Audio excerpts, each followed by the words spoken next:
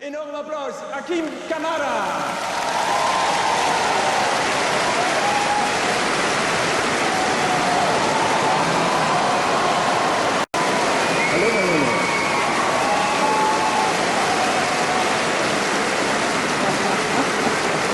Sieht ja nicht super aus.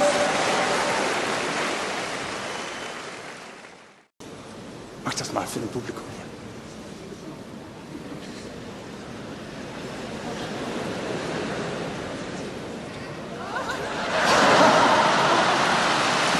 May I take your stick for a moment? Observe this, Randall. Jump, jump, jump, run, run. Very good. Das ist ein Schild. Viel weiter.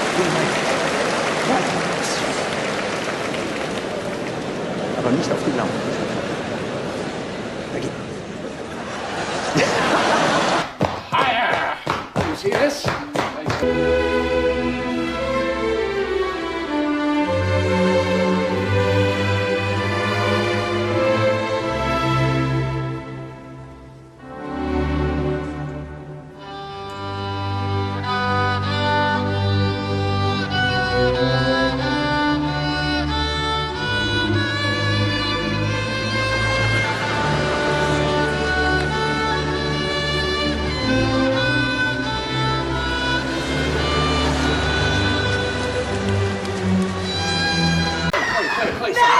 I will give you something to cry about, you goddamn once! Get her out of here, Kate! Out now!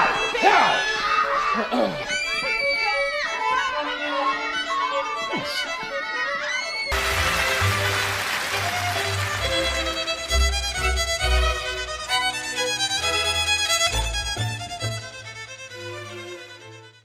Greetings, this is Marley from the Black Father Support Group and welcome to another one of our catch-up sessions. This one is about content versus context, and the reason why I had that video that you've just seen, or those clips of videos I just put together, was to give you an example of content versus context. So that's going to kind of, serve as the framework for this conversation we're going to have. It's really easy to look at something like the story of 12 Years a Slave and go, oh my God, that's terrible. I mean, look at this guy, he's there playing the violin, he doesn't even want to be there. Or look at this guy, he's having to prove how worthy he is. But the same attitudes that was able to run things like Jim Crow, or run things like chattel slavery, those same attitudes are still running in the heads of many people, on both the side of the victims and the side of the people who were able to run those systems. You could hear or read stories, hear about a slave being willing to usurp the actions of one slave, just to get, praises from his colonial overseer. And that thing was going across the Americas and across the Caribbean as well. So we've really got to start looking at our situation that we're living in now, not as just what is. So it's not about just looking at what is now and going, okay, well, this is where we're at, and just deal with where we're at. We've got to start looking at the context of where we're at, because that will inform your next step. So let's talk about that context.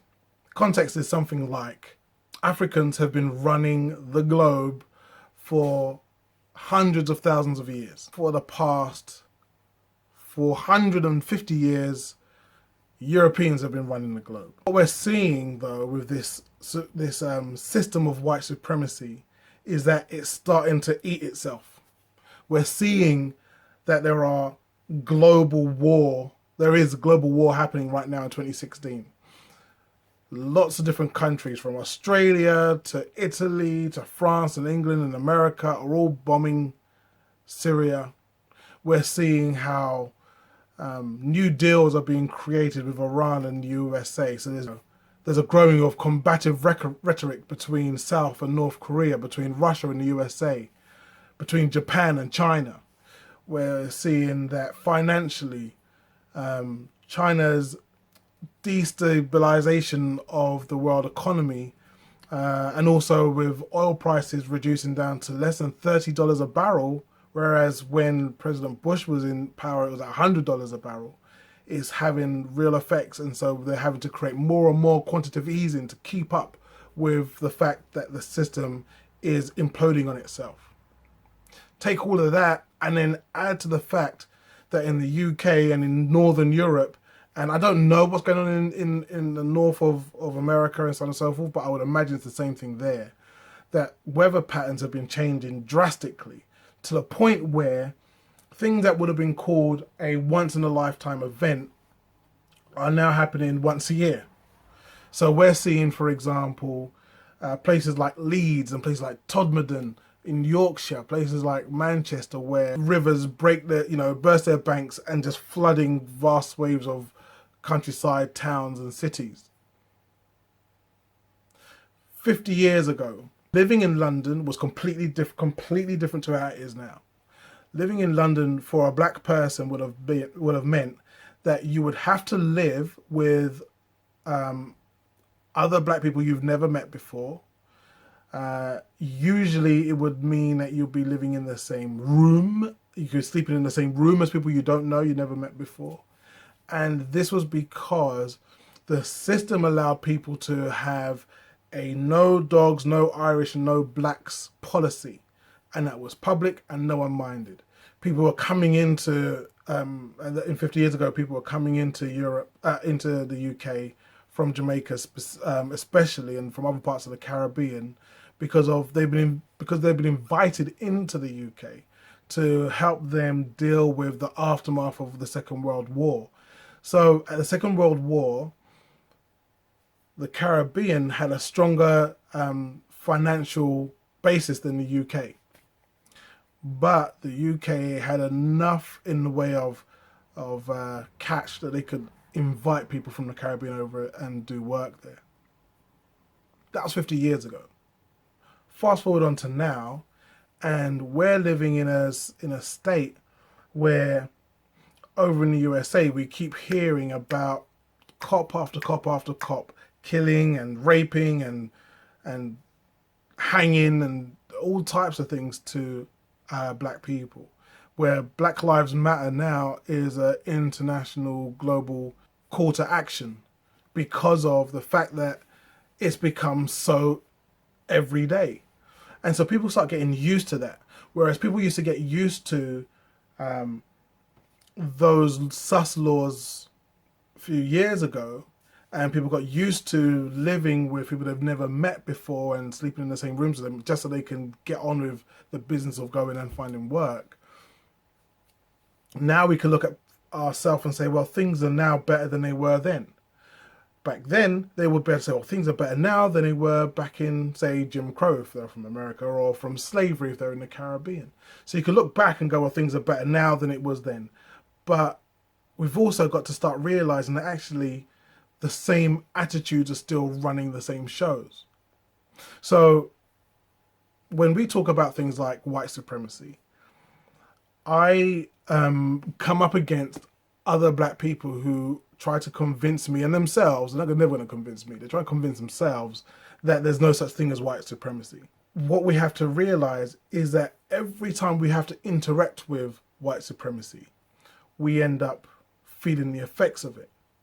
So whether that be in education, you would see that young black boys and girls are over the top being diagnosed with ADHD and being given drugs to deal with the fact that they're just normal children that the teachers just don't have time for. So you see that in the education system. You see over here in the UK, children being expelled and excluded for minor to no reason. You see in health how there are, people from the African diaspora are more likely to die at a younger age than people who are white Caucasian in this country. Why is that? We can see it in religion, where if you have a black person, you show them a picture of a black Jesus Christ character, they lose their mind because they can't believe that's actually true, because they're so used to what the Anglican Church was pushing.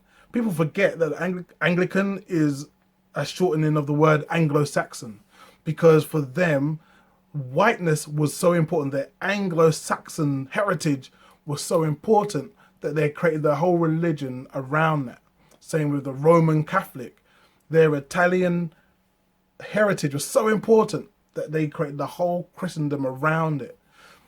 But then if you see a black person nowadays and you say to them, hey man, look, here's a black Jesus, or here's what Christianity looks like from an Orthodox Ethiopian viewpoint, they can't accept it. We see it in housing, we see it in policing, we see it in employment. If you're a black person over here, your chances of employment is so much lower than someone who is white. We keep interacting with these different tips of the system called white supremacy. And when we're interacting with them, we keep getting punched in the face, and we don't realize that this is what white supremacy looks like. We forget there's a system. We start thinking, well, man, that employer was out of order. Or we go, man, that doctor, just didn't care. Or, oh my God, these teachers don't know what they're talking about. So you would have someone who would have a bad deal with their employer and then try and take their employer to the employment tribunal, not realizing that you've just taken one part of white supremacy to another part of white supremacy, expecting to see justice. And actually what you get is a backing up of that same system. And we're at the effect of that, not realizing that we're living under this system. So we need to start considering the idea that this system wasn't designed for us, wasn't made for us. We are not wanted here. And as such, we need to start thinking about how you deal with that. We really need to start practicing some self-determination. And it's not easy. And I understand it's not easy, especially for those of us from the African diaspora, because of the fact that for the past 450 years, we haven't, self-determination hasn't been required for survival. We've been having slavery, and then Jim Crow, and then, you've got state benefits and so on and so forth, where you could just hang on to that and that will take care of it. What I love about the term self-determination is if you take the D and E off the word termination, you get self-termination. So if you do not want to be a person who is terminating themselves, you really have to start practicing some self-determination. You have to be willing to put yourself out there and go for escaping and getting away from this system of white supremacy. First of all is financial. If you get that going, the others will take care of themselves. But financial is where it's got to start. So if you're a person who is in a job, if you're employed, start to find ways in which you can start your own business. If you've never run your own business before and you think you need to go to a class to learn it, you don't. Because the vast majority of people who have their own business in this world have never even been to school, much less had a business degree, much less gone to have a course on how to run a business. What you need to do is take something you're interested in and find a way of monetizing it. I'm seeing now on Facebook that there were people, there were black teachers who were trying to become teachers in a twerking class, and they couldn't get in it because it's been run by white women. Makes no sense to me. But for some reason, no one sort of had the sense, seeing all these videos of people twerking, to say, hey man, I'm gonna start a twerking class. No one thought of that. So I really don't care what it is. Get something and start it. If you've only got, don't use excuses like you don't have money. If you've got £10, go to Poundland. Spend that £10 and buy yourself 30 bottles of water. Go to the traffic lights and sell water for £1 a bottle. By the time you got that back, your £10 has turned, by the time you get home at night, your £10 has turned into £30. Repeat that for a week. And when you've got £300 in your pocket, start a business. All right? It's that simple. It's not difficult. But we tend to think that these things are too hard. Let's get back to that whole conversation about content versus context. The context within which we're living in. 50 years ago, we spoke about where we were then and how things are different now. Imagine 50 years in the future, all right? Northern Europe, England in particular, have been battered by these new weather phenomenon where things that were happening once in a lifetime are happening once a year, and we're finding that people can no longer live in the UK. 3 months of the year, the UK is underwater. You need a boat to live there. So these people start migrating south. They're going to call themselves expats and so on and so forth to make it sound better, but they're going to start having to move south into Africa, for example. You now have a burgeoning African ruling class that is dominating the world. For the first time in 500 years, there are more African leaders than there are European leaders. Let's say that's the world you live in. Let's say that's the world that you're looking forward to, because, you know, white supremacy has been so busy eating itself, having wars with itself, you know, trying to like quantitatively ease itself out of financial ruin, and the weather is acting a fool, and now they're there as economic migrants in Africa.